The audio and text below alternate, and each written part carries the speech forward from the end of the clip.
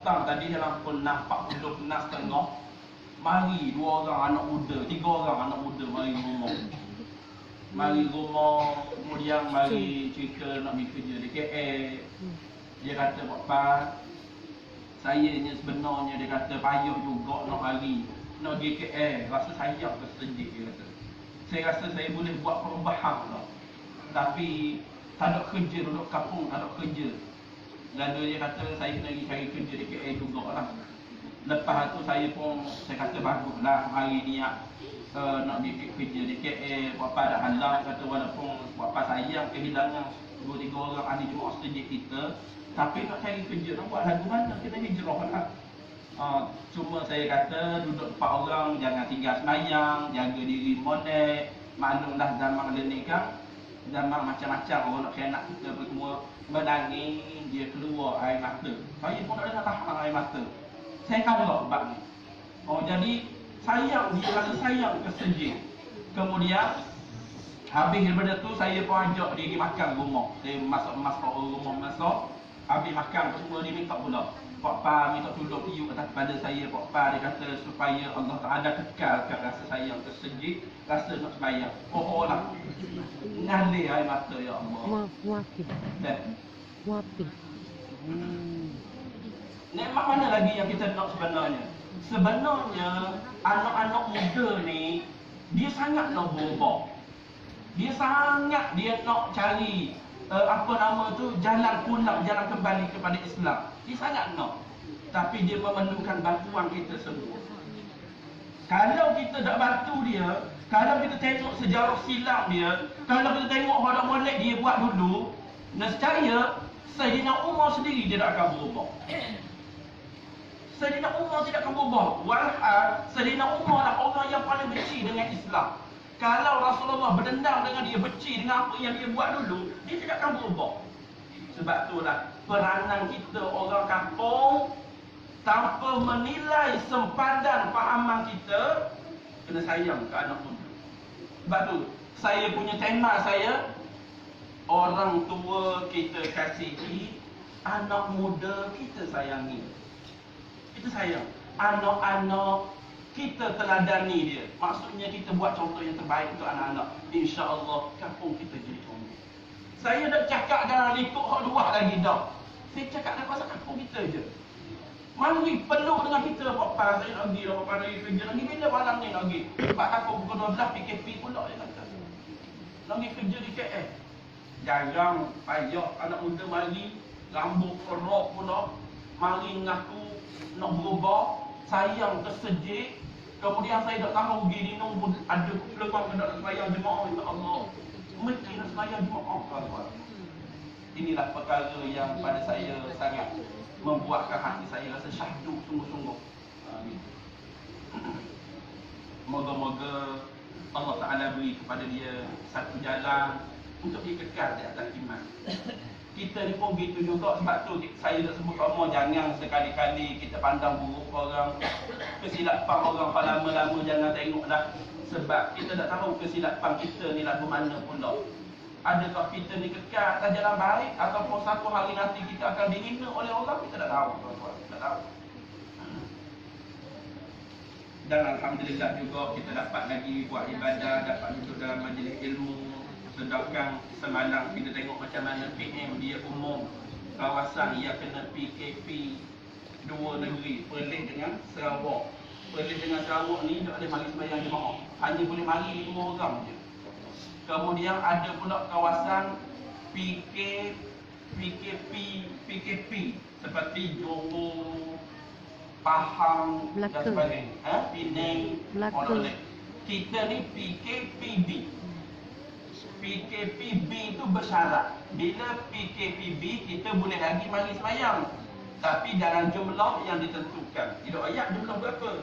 Dia boleh ada jumlah yang ditentukan. Alhamdulillah lah kita boleh lagi mari ramai-ramai.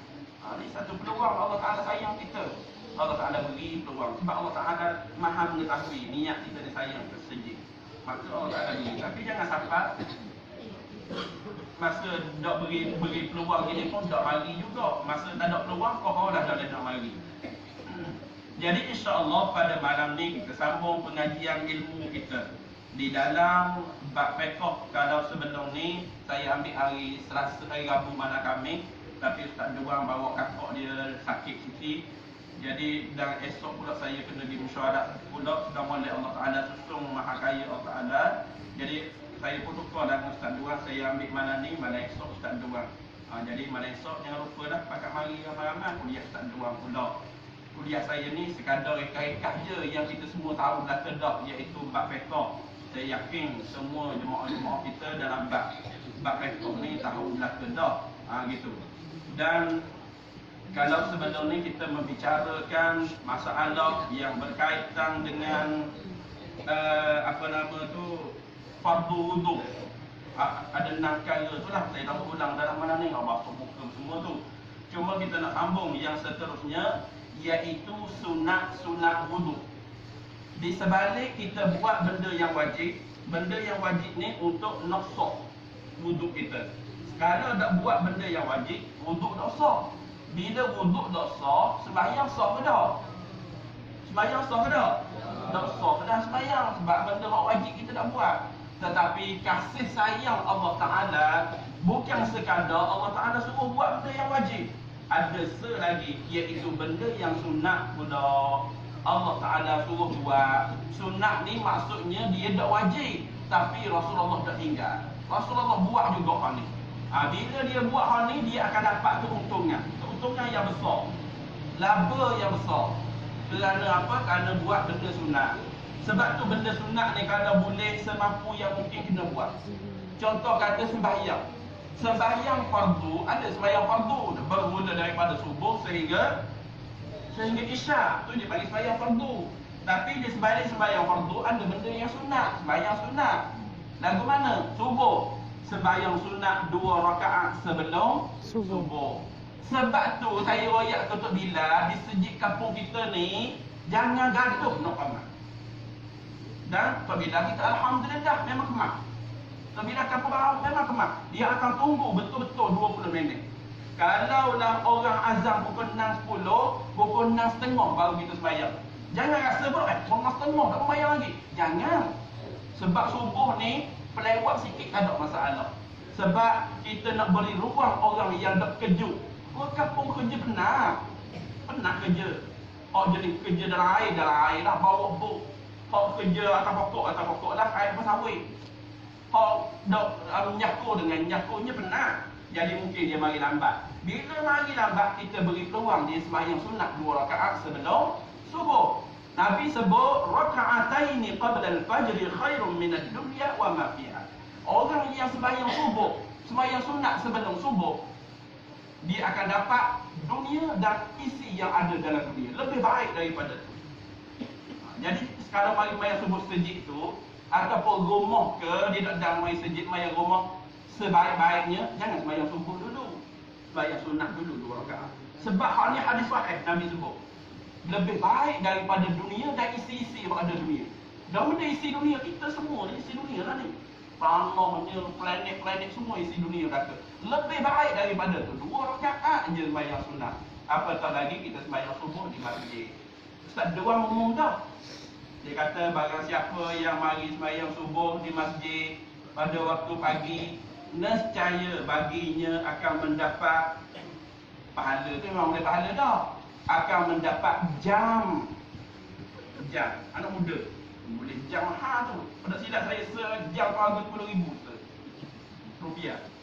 Tapi jam mahal lah 100 lebih jam. Tapi bukan nak suruh kata mari kena jam. Usalli lil jami. Bukan ada jam lillahi ta'ala. Cumanya mari beri jam. Benda nak lagi. Orang nak beri jam pula orang mahal belakang. Tengok imam makan jam. Kemudian lepas subuh tak ada sembahyang sunat dah. Lepas habis sembahyang subuh jangan bangun sembahyang sunat dah. Tak ada sembahyang sunat dah. Haram sembahyang sunat masa tu. Sembahyang sunat hajat semua haram masa. Kecuali qadha. Qadha ada masalah kan? Nak tanya boleh tanya ni. Qadha boleh, sembahyang apa nama tu, sembahyang mayat boleh. Sebab mayat bukan sembahyang sunat. Okey. Kemudian zuhur pula. Zuhur afdal 4 rakaat sebelum zuhur. 2 salat. 2 rakaat dulu. Assalamualaikum warahmatullahi wabarakatuh. Assalamualaikum warahmatullahi. Bangun pula Allahu Akbar. 2 rakaat lagi. Assalamualaikum warahmatullahi. Assalamualaikum warahmatullahi. Pahalanya besar. Lepas zuhur 2 rakaat. Sembahyang pula sunat 2 rakaat. Sembahyang comel dah tapi tinggal benda sunat, rugi, pahala rugi. Sebelum asar pula, kita pun mari sembahyang asar sejik ke rumah ke, sunat sembahyang sebelum asar 2 rakaat. Sebelum asar sembahyang 2 rakaat, kemudian 4 rakaat pula. Habis sembahyang asar tak ada sunat. Siapa sembahyang sunat dengan sengaja hukumnya berdosa, berharam. Tak ada sembahyang sunat lepas asar. Kemudian sebelum maghrib. Sebelum maghrib khilaf ulama. Ada ulama kata ada sembahyang sunat. Ada ulama kata tak ada sembahyang sunat sebelum maghrib. Dah nak buat sembahyang sunat juga boleh ke tak? Boleh dah, tak ada masalah. Ambil pendapat yang kata boleh. Daripada duduk saja sembang luar, duduk cerita bab ikan ni, duduk cerita bab burung, baik kita sembahyang sunat. Ambil sembahyang sunat, tunggu orang qamat. Dan selepas maghrib sunat yang sangat-sangat. Sembahyang sunat 2 rakaat lepas gari. Bukan lepas gari Assalamualaikum warahmatullahi wabarakatuh. Dia macam apa lagi sembuh lagi sembuh. Tak apa dulu. Jangan. Kita kena sembahyang sunat 2 rakaat. Sembahyang isyak, sebelum sembahyang isyak juga sunat sembahyang 2 rakaat. Dan selepas sembahyang isyak sunat 2 rakaat. Tapi orang yang lari daripada sembahyang sunat lepas isyak, jangan kita kata pula kabar anda. Apa diri kata dah. Kabar anda dia tak sembahyang isyak, tak sembahyang sunat pun lepas isyak. Contoh. Jangan kata gitu. Kemungkinan dia balik rumah dia sembahyang sunat di rumah. Kita bersangka baik.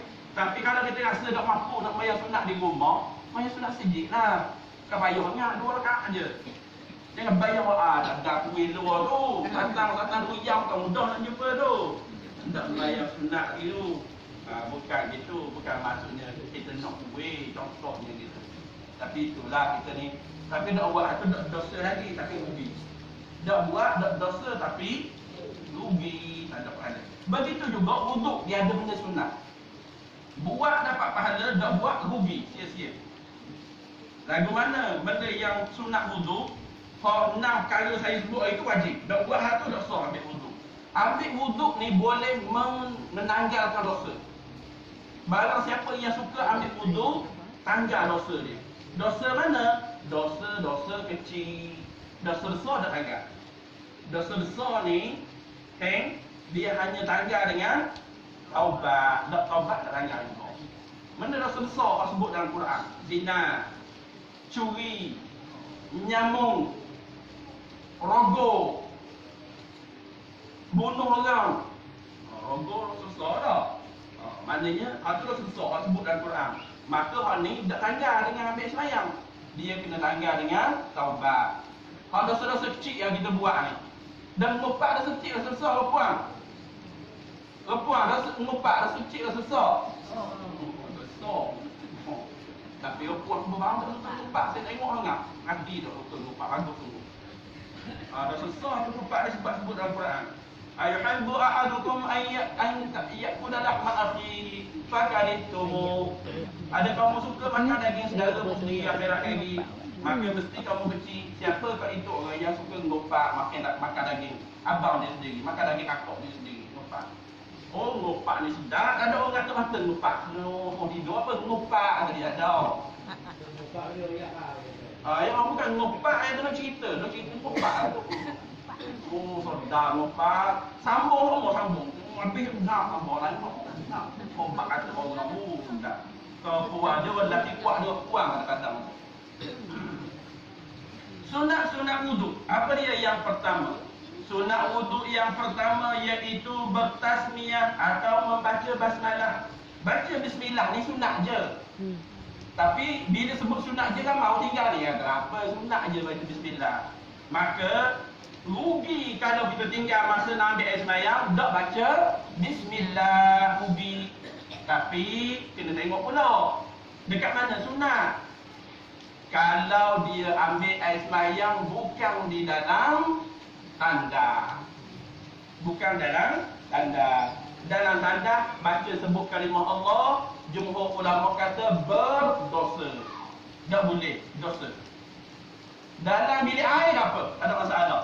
Dalam tandas. Kalau dalam tandas ada bilik air ada. Maksudnya masuk berok tu ada, bilik air ada juga. Dah boleh baca bismillah untuk aku. Kecuali sini bilik air mandi. Ada buat dinding sikit. Walaupun dinding tu dah rapat perancak dinding sikit. Sini tempat mandi. Boleh juga. Pada tempat mandi ni boleh baca bismillah. Kalau dia ambil air semayang dalam tandas, kemudian dia nak baca bismillah, ya teruginya aku ni ambil semayang dalam tandas, Allah. Tak boleh nak baca bismillah. Boleh nak baca masa kita duduk luar tandas lagi. Kita baca dah. A'udzubillahi minasyaitanirrajim. Bismillahirrahmanirrahim. Masuk dalam tandas, terus kita guna buat benda sunnah orang. Kalau tak boleh juga, boleh niat dalam hati, baca dalam hati je. Bismillahirrahmanirrahim dalam hati. Jangan sebut mulut. Sebut mulut dalam tandas hukumnya haram. Begitu juga kita nak sebut kalimah lain, tak boleh juga. A'udzubillahi minasyaitanirrajim, tak boleh dalam tandas. Jawab salam tak boleh kau. Kita duduk luar, ada orang beri salam luar. Abali luar. Assalamualaikum abali. Abang ini tengah birak dalam tandas. Abali Waalaikumsalam kata dia. Kalau dengan sengaja hukumnya berdosa haram. Sebab kita menggunakan kalimah Waalaikumsalam tu kalimah daripada Allah Taala dalam tanda tak boleh. Ataupun kita beri salam kepada orang duduk dalam tanda. Kita tahu dah bahawa orang tu ada dalam tanda.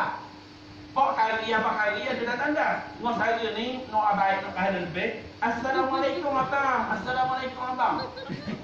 Hak tukang beri salam hukumnya makruh. Hak tukang beri salam hukumnya makruh. Yang jawab salam berdosa. Dia tahu dah orang duduk dalam tanda beri salam kau. Assalamualaikum warahmatullahi. Contoh. Bagi jawab pula, Waalaikumsalam, bawa degung bawa.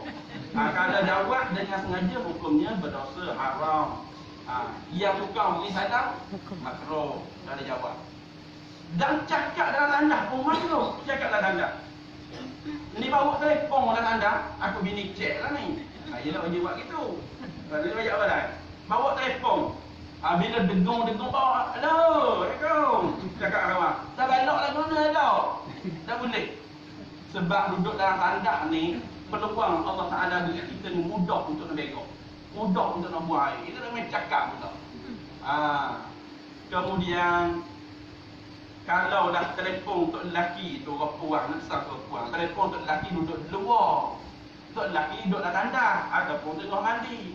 Toteng, macam-macam lagu lah bunyi. Toteng, pi mana, contoh. Dia pun panggil tu lagi, telefon bunyi tak payah panggil, dah tahu dah lelaki mula degung berok bawah nung. Mungkin panggil orang dia lagi, tahu dah dia berok, tahu dah dia mandi. Lock lah dulu telefon tu, kecuali lah kalau naik situ, dia angkat mati, contoh. Barulah duit dia pun angkat abang mati ni, baru duduk dia. Mana ada lah kejar. Dia buat payah orang bunyi telefon roteng. Allah. Jawab macam kangen orang agak. Dia kata orang agak kan bagus kan betul. Jangan tiga. Saya sekali semayang dalam masjid Nabawi. Orang agak duduk sebelah saya. Agak pendeta. Tapi bukan saya nak cerita benda buruk. Nak ayat bukan semua benda orang agak buat tu betul. Dia pun ada ilmu juga kadang-kadang.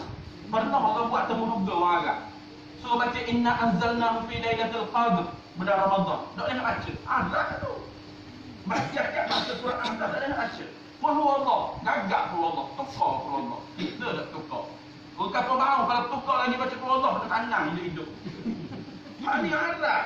Tak ingat. Maknanya bukan semua Arab itu buat tu betul. Dia tu mayang.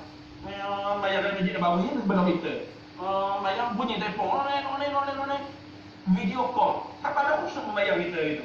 Ni dia akak video call. Abu Haji jumpa dengan Allah Ta'ala berapa kali dah. Dia akak video call. Dia memang bayang. Dia sengih dalam tu.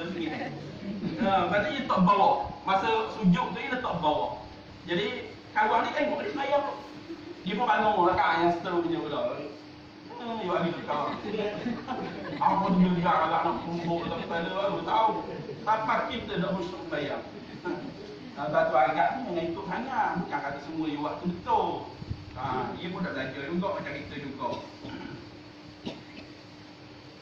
Yang seterusnya, dia kata sekiranya kamu terlupa membaca di awal wuduk. Kita lupa nak baca awal-awal bismillah.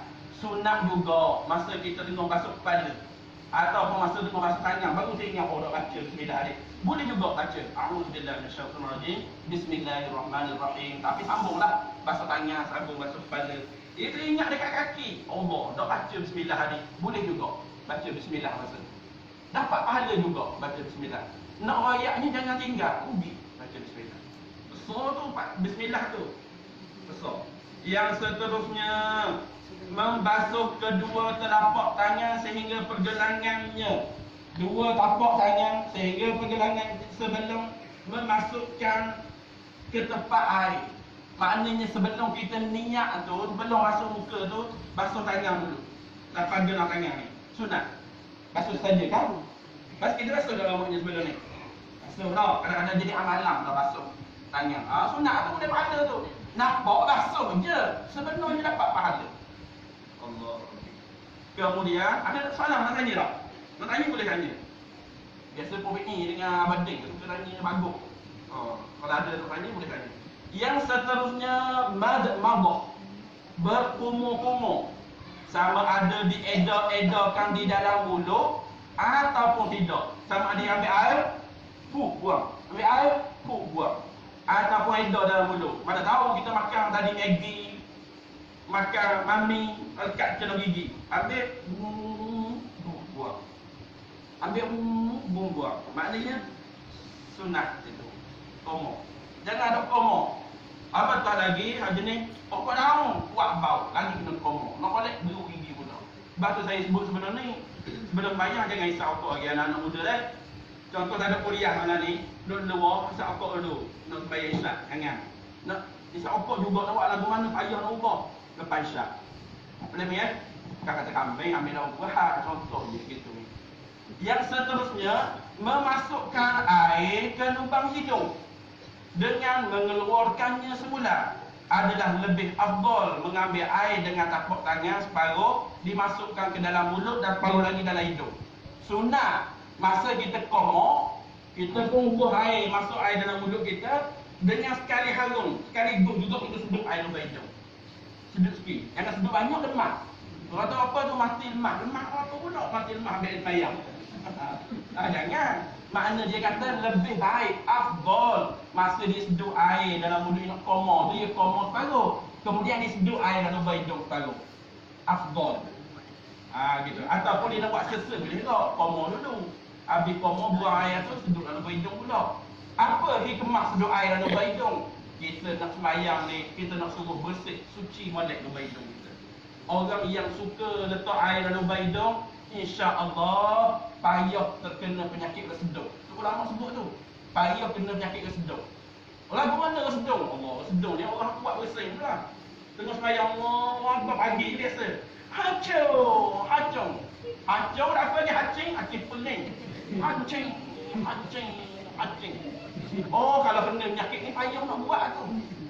Kadang-kadang kita suka, boleh jadi suka kita dengan sembahyang. Ia bunyi pelik, bunyi Hasyum aja. Orang bersih ni jangan main. Macam-macam bunyi. Kadang dia tu resedung. Ayam nak ubat resedung. Macam-macam. Ubat dia tu dah kena. Dia kata dengar sedung air baik. Saya jumpa dengan seorang guru. Tua dah, orang balik. Dah. Umur dia ni 80 lebih dah. Mengajar lagi. Pakai spek hitam. Sebab mata dia tak boleh silat. Dia kata, dia sepanjang umur 90 tahun dak aja kena sema. Dia 90 tahun dah. Sebab dia kata ayah dia sebelum meninggal ajar dia. Nak ambil air sembahyang kena seduh air lubang hidung. Nak ambil air sembahyang seduh air lubang hidung. Insya-Allah dak kena sema. Dak kena sema sungguh. Kita pula buat agak. Dah esok sema lalu esok. Sebab dia aktif. Dia dak sema hebat. Dan yang seterusnya, benda lagi, mengusap seluruh kepala. Ambil air lubang hidung tadi, sebagian ulama ada kata wajib. Maksudnya pendapat mazhab lain kata wajib buah air baidong. Kita tak dapat tahu wajib, sunat je. Yang seterusnya mengusap seluruh kepala. Masa kita basuh kepala kan dalam mazhab Imam Syafi'i memadai dengan anak rambut ni. Memadai sini. Tetapi dia kata sunat masa kita ambil air semayang, rambut tepi yang lalu rambut erok sikit tepi. Jadi dia kata ambil air sunat kita basuh semua ni. Sebab apa sunat basuh semua? Sebab ada mazhab lain wajib nak basuh semua. Apa makna? Mazhab lain wajib basuh semua. Mazhab Imam Syafi'i sunat je. Sebab apa sunat? Sebab bila kena rambut kita ni, rambut dia berzikir dengan Allah bila kena air semayang. Siang rambut belakang ni. Dia kata siang aku nak basuh ke belakang. Sebab depan boleh zikir dengan Allah kena air semayang. Aku ni tak ada masa nak zikir. Maka dia pun nak juga air semayang. Maka dia pun basuh lah. Basuh juga alai belakang. Gitu. Apa tahu lagi kalau ada rambut belakang ni je. Ni taman. Tengah orang basuh belakang ni. Kita sebut lagi apa tadi? Masa ini memang hebat. Soalan dia tu kita dah bilang lagi tak ada. Maknanya orang tembak orang lagi. Apa tadi? Kita tinggalkan dia. Coming soon. Apa ni insya-Allah. Yang seterusnya dia kata dan orang yang mengambil wuduk tidak berhajat untuk membuka kopiah ataupun serban. Dia ada piyah atas kepala, ada serban. Kalau dia buka ni kat mula serban. Orang jadi pakai serban kadang-kadang dia ni duduk depan cermin. Dan ni nak ambil air semayang sejik, cermin tak ada, nak ikat mula payah. Jadi takut jadi ngaruh sekali jambu depan ni contoh kata. Maka dia tak berniat nak buka serban dia ataupun piyah dia sekadar buat gini je. Jadi macam mana nak basuh hak atas kepala ni? Dia kata maka boleh dia menyapu di atas songkok ataupun serban tersebut. Sunat juga, kena buat juga. Nak rayatnya besar pahala. Sapu atas piyah pun kena juga. Kena buat juga. Ataupun atas serban, pakai serban. Ni disebut dalam kitab Idaman Penutup. Kitab dua lah, kitab lama. Yang seterusnya benda lagi sunat. Sunat yang ke-6, mengusap kedua telinga luar dan dalamnya dengan air lain daripada air menyapu kepala. Maksudnya dekat-dekat dah ni dalam pausingannya ni. Dia basuh kepala dulu 3 kali. Sunat 3 kali lah. Kalau iwat sekali dah betul ya. Basuh kepala 3 kali. Basuh muka 3 kali. Boleh okey? 3 kali ke tak? Kalau buat sekali je, mudah ukur dia. Makro Allah Ta'ala dah suka. Walaupun sok, dia basuh sekali je. Tetapi, dia nak buat sekali, malah buat banyak kali. Hukumnya makro. Makro. Tu kalau air sempurna lah, air banyak. Kemudian, nak basuh telinga pula. Dia sebut tadi, nak basuh telinga pula. Dia kata sunat, dia basuh dulu kepala 3 kali. Habis tu ambil air lain pula, dia basuh telinga pula. Lagu mana basuh telinga? Ya, kayak ambil 2 jari, dia kata masuk dalam lubang telinga gini. Kemudian ibu jari ini mengusap-usap belakang telinga. Tok, usap gitu. Jangan buat gini, ambil mayang masuk kepala, ping gitu. Dia bau gitu. Malah orang ni. Hak sunatnya letak jari korek dah kata. Korek dah kata. Kalau Imam Ghazali, ada bacaan dia. Imam Ghazali ni kenal lah ulama tasawuf.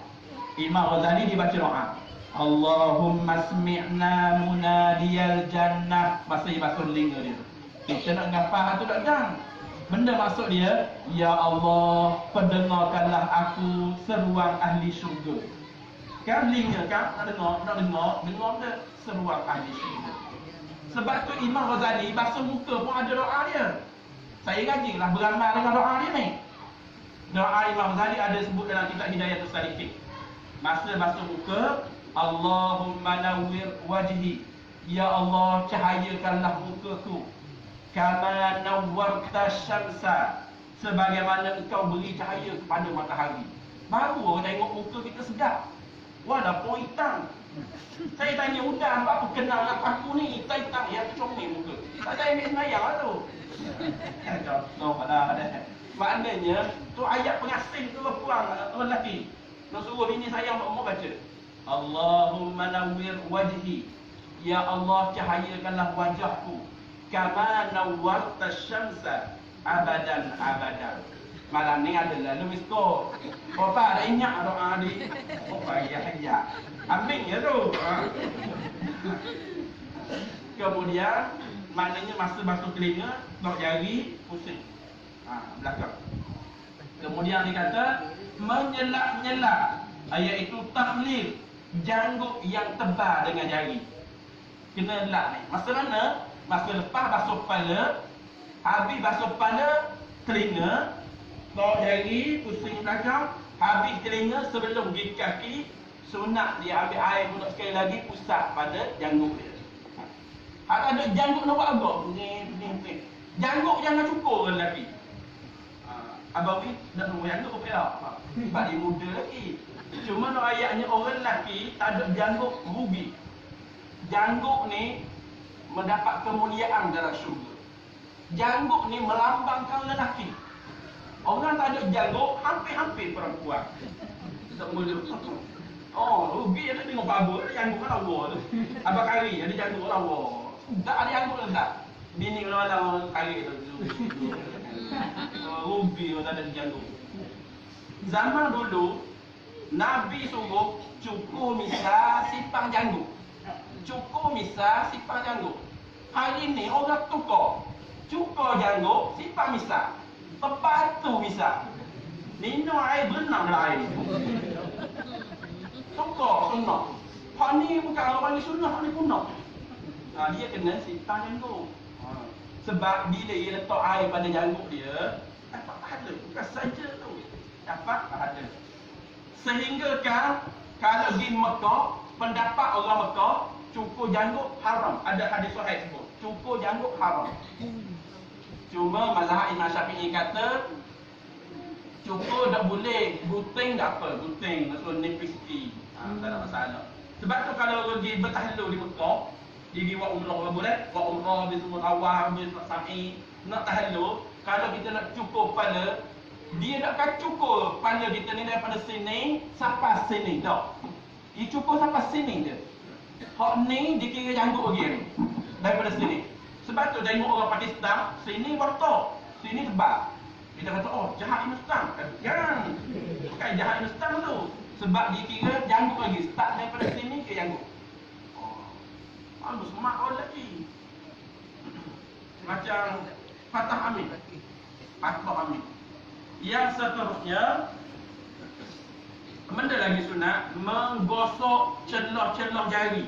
Masa dia ambil air semayang, lepas basuh muka, dia basuh tangan. Sepatutnya masa basuh tangan tu, dah jari dia terbuka dah, boleh dia letak begitu je dalam air. Tak ada masalah dah. Tetapi dia kata sunat, masa dia letak jari dia dalam air tu, dia buat begitu sikit. Dia start. Start ni dapat pahala dah. Allah Allah. Islam nak beri pahala. Start dia dapat pahala dah. Padahal kalau dia buat gitu je tangan dia, lenggang dalam air, dapat sampai sini, sah dah ambil sembahyang. Tapi kalau dia start dapat pahala pula. Kaki, dia memasukkan pula air, menggunakan tangan dia di celah-celah kaki, dapat pahala. Walhal kalau dia undur kaki dia dalam air, dibuka jari dia renggang gitu, masuk air belakang dah, sah dah lagi ambil sembahyang dia. Sah dah. Mesti kena buat molek lah. Kita ni dah boleh nak angkat kaki. Angkat kaki nak sabung tumbang dari belakang.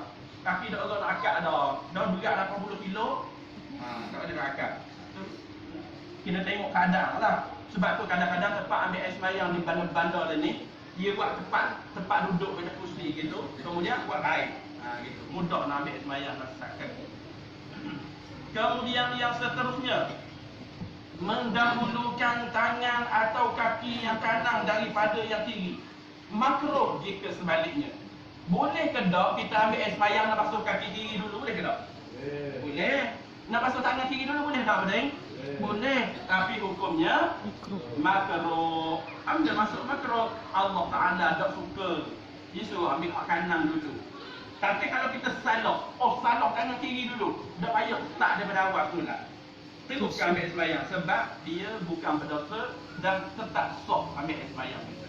Ada soalan? Ada soalan? Ada? Kalau kita basuh kaki lah, dia memang malah basuh kaki. Ulu kaki basuh gigi tangan kanan, sebelah kanan pun tangan kanan. Mana dia? Nah. Dia basuh kaki. Dia tengah tangan kanan kaki dua-dua. Tak ada masalah. Tak ada masalah walaupun dengan tangan kanan kaki. Apatah lagi tangan kiri hudung pula. Memang kena tangan kanan kaki dah dua-dua. Kalau tak hudung pun boleh juga. Bagus tu soalan orang ni. Emak tu. Ada soalan lain?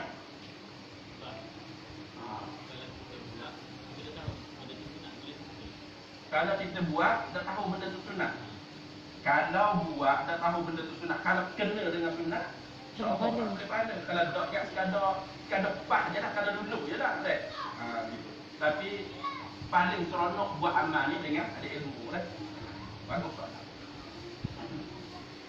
Yang seterusnya, dah tak ada soalan, kita sambung. Yang seterusnya,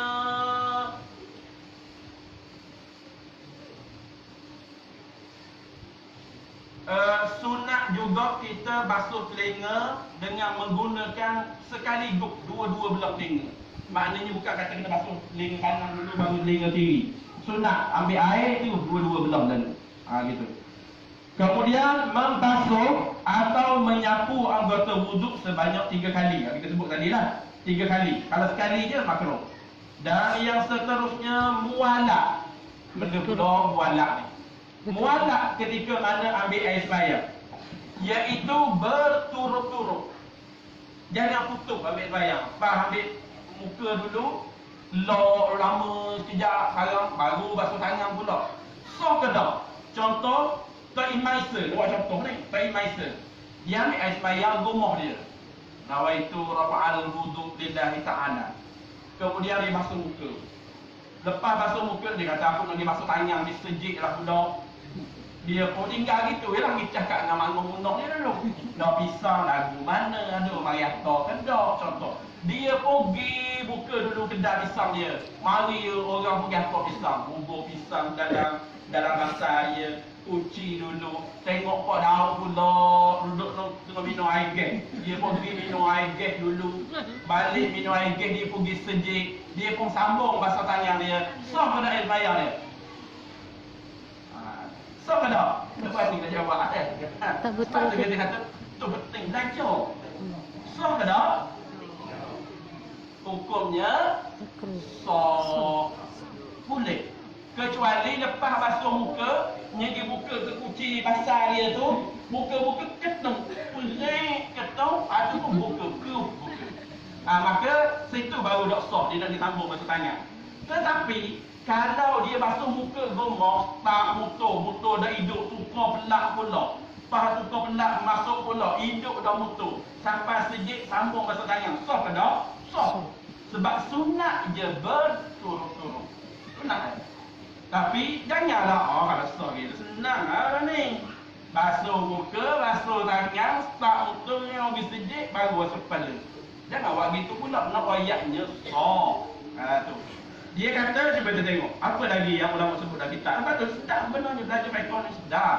Kita lama ni rasa payah. Allah payah, tak payah. Mana lagi ulama sebut dalam bab berturut-turut ni? Dia kata, berturut-turut iaitu tidak berhenti lama antara rukun wuduk. Tak berhenti lama. Lepas basuh muka, basuh tangan tu tak tinggal lama. Sunat je. Seterusnya dia kata, qada lama dia tu kita nak panggil lama mana berhenti tu. Qadanya ialah anggota yang telah dibasuh belum kering sebelum membasuh anggota yang selepasnya.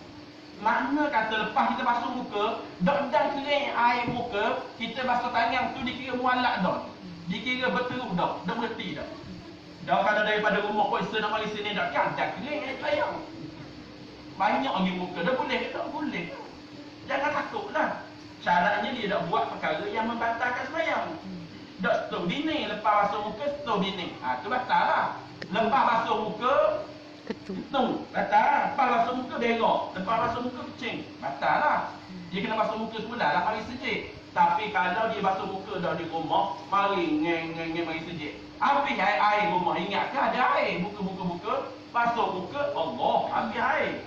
Tak ada masalah. Terus. Bagi sejik boleh terus sambung basuh tangan. Ada pendek. Tengok bila ada mana. Yang seterusnya Cuma dia kata wajib mualah. Wajib juga berterusan, tak ada berhenti. Siapa ni? Orang yang ada baginya sahibul darurah. Orang yang ada darurat. Darurat lagu mana? Iaitu salisul baul. Iaitu orang yang kecil tak tu. Penyakit dedah tadi lah. Kecil tak lawa. Orang yang kecil tak lawa, wajib dia kena lepas basuh muka, terus basuh tangan. Sebelum kering air badan dia, muka dia tadi, terus basuh tangan. Terus basuh kepala, terus basuh kaki. Sebab apa? Sebab orang ni jenis air kecil tak tu. Duduk, perik tubik air kecil. Yang kedua pula, salisul rih, iaitu orang keluar angin normal. Dia panggil mak angin. Ketuk normal. Jenis tu. Bukan sengaja tu, dia dah pegang pun. Duduk perik, bangun perik tu. Jalan selangkah perik pun tak. Dua lah kokoh banyak perik dia. Maknanya ketuk lama. Orang jenis lagu ni tak boleh tangguh air sembahyang. Lepas basuh muka, kena basuh tangan. Basuh kepala, basuh kaki. Dan yang ketiga, orang istihabah. Orang perempuan yang keluar haid semua. Keluar haid, habis waktu haid pun keluar darah lagi. Orang jenis lagu ni, dia kena berterusan ambil sembahyang. Tak boleh tangguh-tangguh dah. Dan yang seterusnya iaitu melebihkan had ataupun kawasan ketika membasuh muka, ataupun ketika membasuh tangan, ataupun ketika membasuh kaki. Maknanya sunat dia lebih. Jangan sampai sini je, dia lebih pada belakang ni. Kita biasa sapu gini kan, sunat lah tu. Boleh pahala juga. Kemudian membaca doa selepas wudu. Kita baca doa tak selepas wudu? Doa hak paling mujabah yang diamalkan oleh Rasulullah, dapat pahala, mudah masuk syurga. Apa doa dia? Allahumma ja'alni minat tawwabin waj'alni minal mutatahhirin waj'alni min ibadikas salihin. Sekurang-kurangnya sampai situ. Sama-sama. Allahumma ja'alni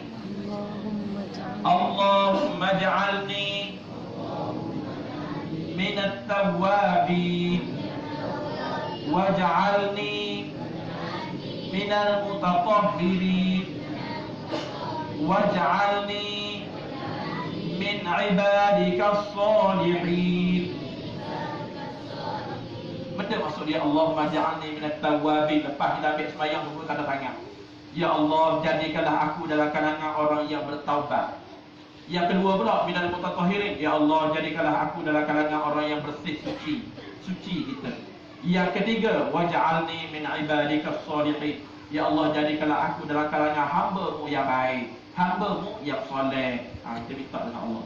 Kemudian yang sunat yang terakhir pada malam ini iaitu ada dua lagi. Yang kedua terakhir iaitu menutup aurat jika berwuduk di dalam bilik air. Ni kena soalan pemilik itu. Dia kata sunat menutup aurat jika berwuduk di dalam bilik air. Jangan telanjang mungkin dalam bilik air. Berwuduk tanpa pakaian. Soalan pemilik. Berwuduk tanpa pakaian iaitu bertelanjang adalah menyalahi yang utama ataupun dipanggil sebagai khilaf aula. Tak boleh telanjang sebab kita nak buat benda yang wuduk, benda yang ibadat, tiba-tiba telanjang. Tangguh pemilik. Sebelum kita sebut dia tanya dah soalan. Kemudian soalan puasing. Soalan puasing kita tadi iaitu membasuh ni di atas kau. Apa hukum dia? Mana tadi? Mengikut qaul jadi mengusap leher tidak sunat. Ulama-ulama yang terkini kata lepas biasanya basuh sini, lepas dia basuh kepala, dia basuh telinga. Lepas basuh telinga, you buah air atas belakang ni.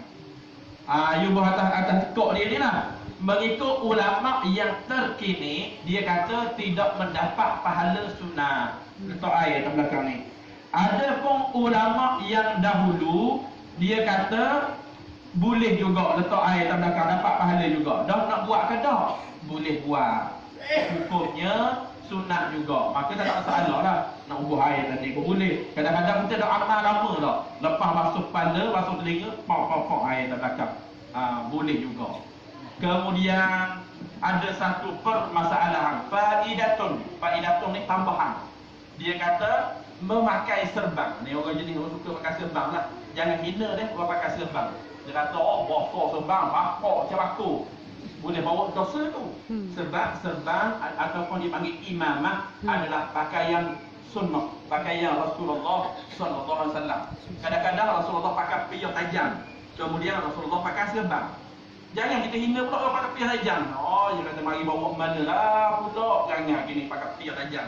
Macam tarbus dipanggil, penyamuk tarbus dia kata. Jangan. Sebab sunnah Nabi pakai piyah tajam. Nabi ada piyah di somek pakai tajam tak. Kemudian Nabi pakai serban. Cuma dalam ni disebut faidatun. Ada satu faedah pakai serban ni. Dia kata memakai serban hendaklah dalam keadaan berdiri. Kena pakai serban dalam keadaan diri. Kerana dikatakan oleh sebagian ulama, memakai serban ketika duduk boleh menyebabkan kemiskinan. Orang yang pakai serban dalam keadaan duduk boleh jadi miskin. Tak tahulah dalil mana tu, Allah alam.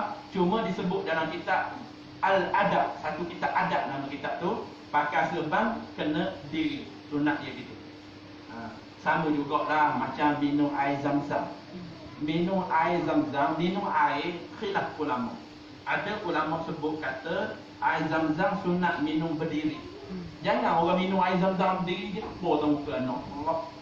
Allah minum air zam-zam. Orang wali Mekah pula dia kata minum berdiri pula. Mak tu jahil, tak erti. Sunat ulama sebut Nabi pernah minum air zam-zam dalam keadaan berdiri. Sebab tu ulama-ulama di Mesir dia ada jual air asok dipanggil air tebu di dalam tu. Tak air tebu dia. Dia kadang-kadang dia dah duduk, dia ada kursi untuk duduk. Minum diri. Kalau orang minum air dalam keadaan diri jangan dihina dia. Sebab masih lagi ada khilaf ulama. Ulama kita kata sunat minum air diri. Tengok orang pakai jubah, orang pakai serban, pakai piyah, pakai abu, pakai air, pakai jomel, batik itu, pakai piyah. Dia minum air diri. Pakai piyah saja, minum air diri dia kata. Sejik dia nak minum air diri. Jangan kata. Sebab sebagian ulama kata sunat minum air diri. Ada pun makan, tak ada duduk. Jumhur ulama kata makan, duduk. Kecuali makan nasi, bertahan diri. Bertahan diri. Itu ramai lah. Minum air tak ada masalah. Tak duduk pun tak ada masalah. Kalau duduk lagi baik. Wallahu a'lam. Ada soalan? Ada. Ya, sekat je. Dia buat serkaat dulu tu kedua dulu. Buat witir. Maksudnya witir untuk sebelum kita nak tidur tu lah. Okey, nak buat dua dulu ke se dulu? Bagus. Salkan ngajar dia kata abdul buat se dulu. Abdul buat se dulu. Dia kata lepas tu sampai 9 kan. Buat dua dulu maknanya tak boleh nak sampai macam kalau tutup dengan se tu tak boleh nak sambung balik lah. Maknanya Abdul buat se dulu. Okey. Bagus soalan tajuk. Ni dalam bab sembahyang witir. Sembahyang witir ni masa mana orang buat? Kadang-kadang orang buat sebelum dia tidur. Witir-witir ni ganjil, dia kena buat ganjil. Dia tak boleh buat 2 rakaat. Dia kena buat 3, 5, 7, 9 ataupun 11 dan sebagainya. Ada pula orang buat dia tidur dulu, bangun sembahyang tahajud, lepas sembahyang tahajud, lepas sembahyang taubat, lepas sembahyang hajat. Kalau kita nak bangun sembahyang tengah malam, afdal mula-mula sembahyang sunat wuduk dulu 2 rakaat. Kalau ada masa lah. Sembahyang sunat wuduk dulu 2 rakaat. Kemudian yang kedua sembahyang sunat taubat 2 rakaat. Kena taubat dulu. Baru sembahyang sunat tahajud 2 rakaat. Kemudian ngelas sekali kita nak tutup. Sembahyang tahajud kan solat 2, 4, 6 tak ada masalah. Baru tutup dengan sembahyang witir. Witir maksudnya ganjil. Cuma soalan kajian kita, hak mana molek buat 2 dulu ke buat se? Ataupun buat se dulu ke baru buat 2? Sebab witir kan ganjil. Tu soalan dia. Maka bila sebut sunat kajian, tak ada masalah. Nak buat 2 dulu pun tak ada masalah. Syaratnya kena habis dengan se baru jadi ganjil. Ataupun nak buat se dulu pun tak ada masalah. Masih lagi ada pendapat ulama. Kemudian baru buat dengan 2. Kalau ia buat se dulu, dia tak pun buat 2, tak ada masalah, tak selesai. Se rakaat witir. Takut-takut ia buat dua dulu. Tiba-tiba dah buat hak se tu. Dah jadi witir lah. Sebab witir ganjil. Kena se, 3, 5, 7. Bila sebut sunat, tak ada masalah. Kajar dia cuma afdal. Kalau kita nak buat dua dulu ke se dulu, dua ke se dulu, nak buat se dulu, boleh juga. Kalau kata, tak boleh, kena buat dua dulu, baru buat se. Atau pendapat tidak betul. Sebab bila sebut sunat je, dalam bab witir, syarat kena buat wit ganjil, 3. Gitu. Kanan. Buat se dulu. Dia nak sambung pula 2 lagi lepas.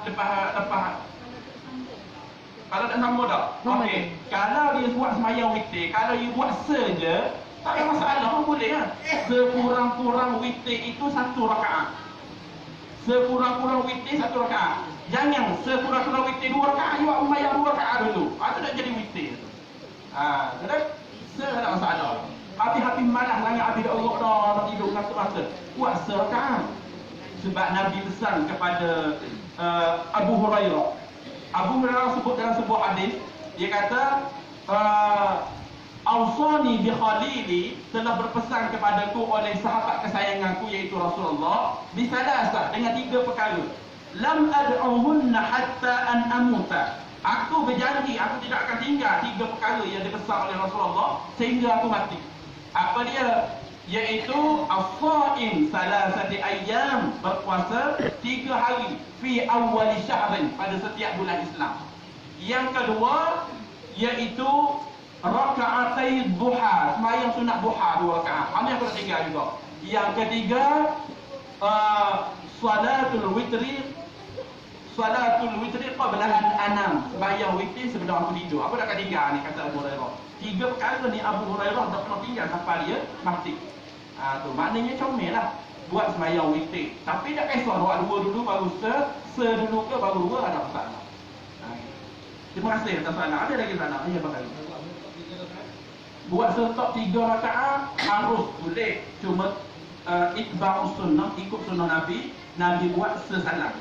Untuk se witir, se salam. Kemudian 2 witir, 2 salam. Kadang-kadang waktu siang Nabi buat 3 witir. Ada juga Nabi buat. Tetapi afdal kita ambil sesalam, se-rakaat sesalam, 2 rakaat lagi sesalam. Afdal kita pakai dah. Ada soalan lain tak? Maya. Apakah hukum mengambil wuduk dalam tandas? Hukum mengambil wuduk dalam tandas. Dalam tandas. Hukum mengambil wuduk dalam tandas, hukumnya tukar 2. Haram ke haram? Haram ke haram? Sama juga ni, saya pernah tanya orang, apa hukum suami minum susu isteri? Ada orang saya kata sebab bukan dia sebut ini, ada orang kata minum susu isteri kan ada kalau ubat sakit mata ke puan, tak? Dia kata orang lelaki sakit mata, orang lelaki ambil titik air mata, air susu dinding dalam mata, haram tu, dia kata boleh membuatkan tukar jadi anak darah daging, jadi anak. Hebat ulama mana ni? Jadi saya tanya pula, apa hukum suami minum air susu isteri? Amin. Senjam. Air susu awet kau tak boleh main. Ni susu isteri sudah. Kau dah ingat lah benda salah ni. Benda salah mayat. Ambil air semayang dalam tanda. Apa hukum ambil air semayang dalam tanda? Hukumnya harus, boleh juga, tak ada masalah. Syarat macam saya sebut tadi lah, nak baca bismillah, kena baca dalam hati. Ataupun nak baca bismillah, kena duduk luar dulu. Bismillah luar, masuk dalam tanda, terus. Dia koma, terus baca muka. Gitu. Dan sebagainya, sehingga habis. Ada nampak susu isteri yang dia nampak orang nak tahu jawapan dia. Boleh ke dok ni minum susu isteri? Hukumnya jadi 3 tu dia. Pertama haram. Yang kedua harus. Yang ketiga haus. Dahaga. Boleh minum ke tak? Rasa-rasanya badan boleh minum ke tak? Boleh minum. Macam biasa minum. Susu isteri adalah milik suami. Isteri haram beri nyusu baby lain tanpa minta izin dengan suami. Contoh, dia kata nak suruh jadi ibu anak seorang anak apa ni, anak orang lain, anak saudara dia. Kemudian nak suruh buat ibu seorang. Dia pun terus wing nyusul lalu. Tak boleh. Minta izin. Sebab susumu itu adalah milik suamimu, bukan milik kamu masa tu. Walaupun duduk badan kamu, lekat kokoh badan kita, tapi bukan milik isteri. Itu adalah milik suami. Kena minta izin. Tak minta izin, ulama kata haram, dosa juga. Tapi tak payahlah tunjuk ni, wing tu ni. Tak payah tunjuk itu. Cuba royak boleh dah, nak nyusu ni boleh dah. Kena minta izin. Tak minta izin dosa. Tak, suami minum boleh ke tak? Boleh. Boleh. Sebagian ulama kata makruh dia minum. Tapi ia akan jadi haram bila berebut dengan anak. Anak dah cukup, apa ni anak? Dan ayah dah, ayah stop. Yang anak bila ayah lah. Yang anak ayah lah. Siapa anak pusing, itu baru boleh bawa kepada haram. Tak boleh juga. Tapi kalau nak minum, jangan kata dosa pula. Ada, bandar, mari jumpa ni saya, rumah saya. Kata, dia kata dia marah, dia kata haram tu, jadi darah daging. Dalam bini mu jadi mak mu. Baru jadi mak tu bini. Randa pula jadi mak itu. Itu kita kata belajar, jangan tak belajar. Kan tak tahu dah tu. Hukumnya makruh je minum susu isteri. Tapi susu isteri milik suami. Ha? Salah. Bini pergi. Bini jadi kerja jabai pergi. Ni kau boleh reti. Kau boleh reti kau suruh anak minum. Kau pernah balik nyaku. Buka reti, ada air susu. No, minum kelak. Contohnya. Ada masalah, tak jadi orang daging, tu kan jadi mok suang pula. Mok suang dia bini mu. Oh, kau pejak tu. Tak salah dah. Kalau ada kita nak semayang pula ni insya-Allah. Jadi kita akan bersambung pula pada masa yang akan datang. Esok kuliah tak kurang. Cumanya sebelum saya berhenti ni saya rasa boleh jugalah saya nak sebut secara, iaitu kita ni dah lama dah dengar Ramadan. Bulan Ramadan dah lama dah. Dan setiap malam Jumaat sebelum Ramadan ni, setiap malam Jumaat dengan persetujuan bendahari kita yang hebat ni, pihak masjid akan sediakan sedikit kuih-kuih pada malam Jumaat. Maknanya lebih kurang 30 riyal setiap minggu kita tepuk kuih. Orang nak bawa kuih tu bawa dah. Cuma bulan Ramadan lagi kita akan buat satu jadual. Buat satu jadual sebulan dalam bulan Ramadan. Ini pun kalau Allah Ta'ala izinkan kita semayang tarawih, boleh semayang tarawih di sini. Kita dah tahu apa ujian yang mendatang, kita dah tahu. Maka dalam jadual tu kita buat setiap hari jadual. Siapa nak bawa makanan morek? Morek ni maksudnya makanan selepas semayang tarawih. Kita tetapkan 3 orang setiap malam. Kita dah buat seorang lebih. Sejik kita ni ramai. Sebelum tarawih ke mana dah? Bayar tarawih ni saya rasa apa umur puasa. Maka kita akan buat 3 orang semalam. Dia masuk je nama dia. Kalau dia nak buat 3 malam dia nak. Malam pertama, malam yang ke-15, malam terakhir. Contoh. Masuklah nama dia dalam tu. Besar pahala tu, beri makan orang yang sembahyang sunat tarawih. Sembahyang sunat tarawih ibarat sembahyang tahajud tengah malam. Dapat pahala tu. Maka kita akan buat jadual. Lepas-lepas pada ni bolehlah nak masuk nama situ. Contoh kata bancing kata aku ni bulan Ramadan ada banyak ni. Hari pertama dia masuk nama dia. Ada orang lain pula masuk 2 orang lagi. Hari yang ke-5 pula dia masuk nama dia pula.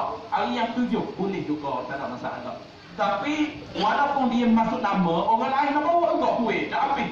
Masa buka puasa lapar perlu. Tengok berti belakang ada. Tiba-tiba nak makan tak habis dah. Nak bawa sejik juga, tak ada masalah. Boleh. Hak tu sebagai kemeriahan saja. Maka mungkin ada dalam pada kita, cakap makan saja. Bukan.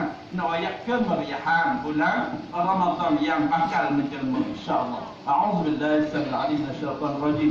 Bismillahirrahmanirrahim. Alhamdulillahi rabbil alamin. Wassalatu wassalamu ala asyrafil anbiya'i wal mursalin. سيدنا ومولانا محمد وعلى آله وصحبه أجمعين. اللهم فقهنا في الدين وعلمنا التأويل واهدنا إلى صراطك المستقيم. ربنا عليك توكلنا وإليك أنبنا وإليك المصير. ربنا آتنا في الدنيا حسنة وفي الآخرة حسنة وقنا عذاب النار. صلى الله على سيدنا محمد